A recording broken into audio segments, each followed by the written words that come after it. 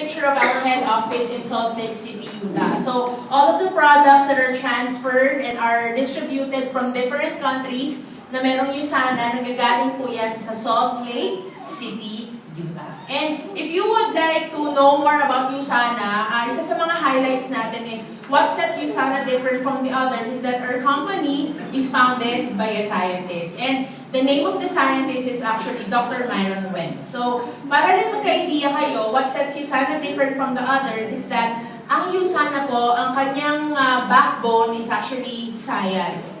Okay? Maraming mga company, they would say, oh, we're a science company, so forth and so on. But actually, how could you really define ba that a science company is a science company? So our founder is an immunologist, alright, by profession, and meron siyang PhD degree in microbiology. And if you would go sa background ng ating founder, he didn't just start with USANA, alright? USANA started, alright, 1992 pa actually. But if you would trace back, nagsimula po ang career ni Dr. Myron Wentz, yung founder natin, noong 1974 pa lang.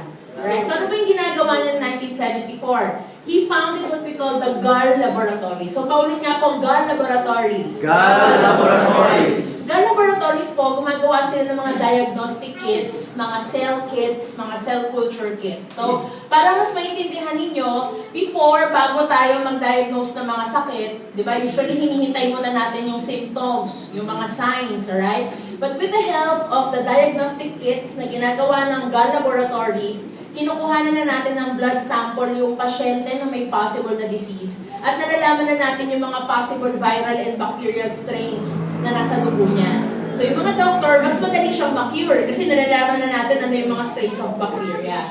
But of course, dahil sa journey ni Dr. Wentz, there came a time na namatay yung kanyang daddy, yung kanyang tatay. Alright? And we realized, bakit nga ba tayo gamot na lang ng gamot? Alright? So, ano yung ginawa ni Dr. Myron Wentz? He went to his laboratory and nag-pull out siya ng isa sa kanyang mga cell culture. Ang tawag doon sa cell culture is HeLa cell. Paulit nga po? HeLa cell. That's H-E-L-A. Alright? And what he did with the HeLa cell is naglagay siya ng kanyang computed amount ng vitamins and minerals at nilagay niya doon sa cell culture na yon. So, hindi lang ito simple computation. Marami siyang mga pinag-trial and error na mga antioxidants, vitamins, minerals. And he came into this formulation na nung nilagay niya sa HeLa cells, he was quite surprised na yung HeLa cells nag-survive. So, siguro iba tao nagawa, ano naman kung nag-survive. So, yung HeLa cells, if you would go back to the origin, ang HeLa cells po ay galing sa cervical cancer cell. So, I'm not telling you sana is the cure, but what I'm telling you is that kung yung cell culture na yun nag-survive, partida, cell cancer pa yun, or cancer cell pa yun, much more pa kaya yung normal cells na meron tayo. So, binenta ni Dr. Myron Wentz ang Gall Laboratories at tinayo niya ang USANA Health Sciences. Right? Ano ba pinaka-focus ng USANA Health Sciences? It's not just about the money. Although, syempre, huwag na tayong maglokan. Syempre, may money involved. But ang main focus talaga ng USANA is that Dr. Myron Wentz wants people to realize that your cells can actually heal itself.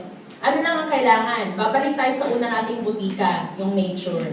So, kanina, while I was doing my devotion, naalala ko, kaya pala siguro, no, inuna ni Lord yung prutas, gulay, bago gawin yung tao. Kasi baka na-realize na ni Lord, magkakasala to. So, part of being a sinner, hindi ako preach ako, part of being a sinner is dying. And most of us die younger. And ano po yung mga leading cause ng death natin ngayon? Sakit, di ba? Pero napaka-gracious pa rin ng Diyos. Bakit? Kasi your cells can survive if nakakakuha siya ng nutrients. So, nakukuha natin sa fruits and vegetables, but sa generation natin ngayon, marami pa bang kumakain ng gulay? Di ba? Usually on the go na tayo. So, scientists has created what we call the vitamins and minerals. And of course, the wisdom naman ng mga scientists na galing pa rin kay Lord. So, mercy pa rin ni Lord sa atin. But the question is, ano ang basihan mo ng isang magandang vitamin and mineral? Alright? So, the bottom line when Dr. Myron Wentz created USANA is, sa sobrang ganda ng product, paano natin masisigurado na maiinom ng lahat?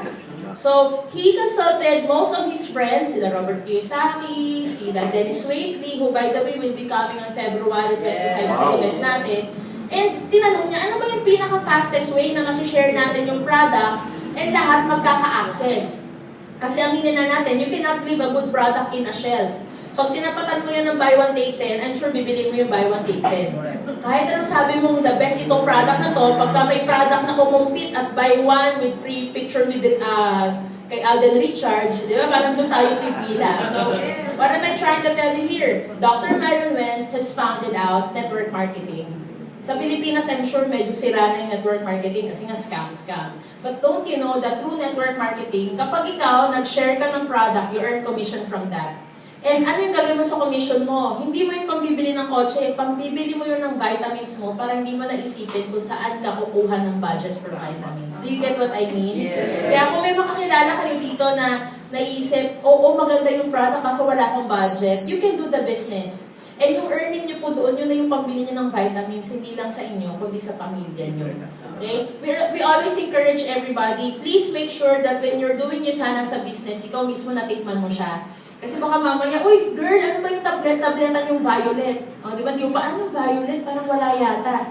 Yung Visionex yun. So, you have to really know your product. So, how do you do that? You start taking the product. So, 1997, 15 years after na makilala ang USANA, na-awardan po si Dr. Wentz ng Albert Einstein Award for Life Sciences. So, anong significance niyan? Maraming mga scientists ang na-open ang mind sa reality na napakahalaga talaga ng cellular nutrition. Na di mo na pwede iasa sa pagkain. Kailangan talaga meron kang something that bridges the gap. And up until now, USANA ang mga leaders talaga sa paggawa ng maraming magagandang klaseng vitamins and minerals. Just to give you an idea, before ang essentials tatlong bote, vitamins, minerals, antioxidants. Okay, bakit? Kasi naisip ng mga scientists na may mga interaction talagang pwede mangyari. As a pharmacist, I always tell, lalo na sa mga hindi nakakalam sa product formulation, meron tayong tinatawag na nutrient-nutrient interaction. Like for example, pinya, di mo pwedeng ihalo sa gatas yan, magtatai ka, di ba? So, same thing din sa mga vitamins. So noon, nabibirtuhan man sila, bakit ako yung iinumin kong tableta? There's a science behind that. Pero syempre, na-deviate na. Ginawa na natin yung tinatawag ng chelated technology, kaya naging chelated minerals and antioxidants. And next year, we'll be launching again a better version. Sabi ko, best na yun, may i-best pa pala. Because USANA is a constant science in action. So, marami pong awards na natanggap si Dr. Wentz, and ito yung pinaka-crucial. Hey, why? Because nabuksan niya yung mata ng maraming tao about the opportunity of supplementation na kailangan natin siya.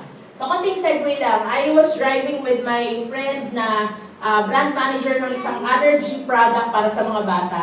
And sabi niya sa akin, alam mo dyan, ang swerte mo sa USANA. Sabi ko, bakit naman? Kasi hindi ka na kailangan magdasal na sana maraming batang magka-allergy. Diba? Kasi paano siya makakabenta ng drug niya for allergy for kids, diba? Alang-alang normal yung bata, painumin mo. Diba? So sabi ko, oo nga, no? Kasi kami, we don't pray for people to get sick. We pray for those who are sick who can take the product and have a better health. And we're also praying na makamit ng tao na kahit hindi, or kahit walang sakit, maintindihan yung value ng health. So, hindi po tayo swerte, blessed po tayo. Why? Because we have the product that can actually bridge the nutritional gap. And maraming mga sakit ngayon, maaari siyang ma-manage, alright, with vitamins. Alright, and of course, may treatment kayong dapat i-consider. So, sa mga nagtatanong ng stability, aside from our company is a New York Stock Exchange company, when we celebrated our 20th anniversary noong 2012, yung 8,000 na umattend ng convention na yan sa US, lahat yan, on the last day, they received iPad mini each. Ay, di ba ito iPad mini, iPad lang each. Alright? And siguro sabi na iba, uy, payabang, ba't namimigay ng iPad? So, hindi naman payabang ang USANA. The very reason lang, bakit pinakita natin to sa mundo, is because we want to make people understand na kailangan gamitin ng technology into its advantage. So, siguro hindi man tayo napaulanan ng iPad ng USANA, pero kung nag-Facebook ka, nag-Instagram ka, nag-email ka, isingit mo dyan yung pag-share ng vision ni Dr. Myron Wentz. Kasi, napakahalaga talaga maging healthy. I always remind, especially sa mga patients, di ba? You might be the best employee in town, but if you get sick, baka di mo pa makuha yung 15 years in service mo. You might be the best parent, pinakamapagmahal kang nanay, tatay, pero pag hindi mo po inalagaan ang iyong health, baka di mo maabutan ang 18th birthday ng anak mo. So, sana di naman mangyari, but our health is really up the priority. Kaya, patuloy po ang pag-flourish ng USANA. So, this is the big picture of the Albert Einstein Award for Life Sciences. So, we'll be celebrating our 30th year on 2022. Pwede bang magkita-kita na tayo sa Salt Lake noon? Yes! We'll never know anong pwedeng ibigay ng USANA. But nonetheless, kung di pa tayo makapunta ng Salt Lake, this year, we will be celebrating our 7th birthday in the Philippines. So, sana po makita namin kayo sa February 25. So, dineclare na ni Pinoy na holiday yon ha? So, sana po maka-attend kayo. But, before everything, aside from having the best scientists in town, what sets USANA different from the others is yung manufacturing. Alright? And para magka-idea kayo, let's watch this video. I'm Dr. Myron Wells. Welcome to the global headquarters of USANA. In this building, you'll find our corporate offices with some